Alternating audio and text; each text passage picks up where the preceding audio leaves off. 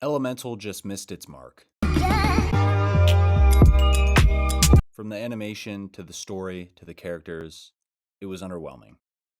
If I were 10 years old, I might have bought this love story, but looking back, I thought Troy Bolton, standing at 5'6", would also make it to the NBA.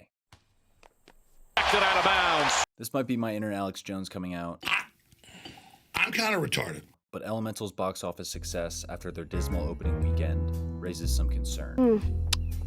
Really makes you think. Now, I know other movies in the past have grown legs after their openings, but those were actually good movies.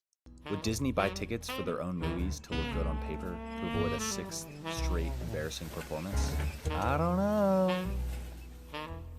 I'm a normal guy doing normal man things. The Elemental world was unique, and I think there were some good jokes thrown in the mix, but too many that they felt the need to explain or just didn't really make sense. I like the families of Ember and Wade. That was the best insight we got into their character. I liked the trip to the Vivisteria in the bubble, and Pixar had some fantastic shots rivaling Fire and Water. Other than that, this movie was a whiff. He swings. The animation was hard on the eyes. It seemed like every element had their own animation style, so they didn't mesh well on screen, nor did they with the universe, which felt like a green screen at times. The storyline was missing challenges and a basic villain. I can't think of the last Pixar movie that didn't have a villain. I guess in this one it's Society, or Gale. You could make the argument it's Ember's parents. It was clear they put all their eggs in one basket with the love story. Every 5 minutes, the two would look at each other with gooey eyes for anything they did. This love story was forced. Either these two were two of the most talented losers in Elemental City, or they have been watching too many rom-coms. At least for Wade, it makes more sense given his family's emotions and uncontrollable crying.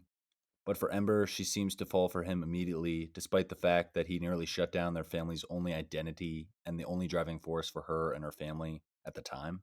The racial undertones of this movie were underdeveloped and over-dramatized. At the beginning, we get only one example of the struggle that Ember's family has had to put up with in the past. It's left to the audience to assume the struggle. Only until later do we get a better feel for that struggle. Hope I don't get locked up for these comments, but I understand the prejudice tossed around in this world. Okay, time's up. If I were fire, I wouldn't want to hang out with a person who could quite literally kill me. Or if I were earth, why would I want someone to potentially burn me? The one arch of this story that I found traction with was Ember's struggle with starting her own path or following through with her family's dream.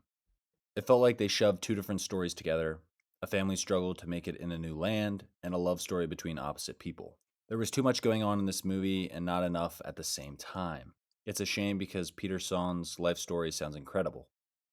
Disney loves to polarize their audience, and they did it again here. But Pixar, I'm going to keep watching because there are glimpses of amazing animation that are still worth watching. Stay salty.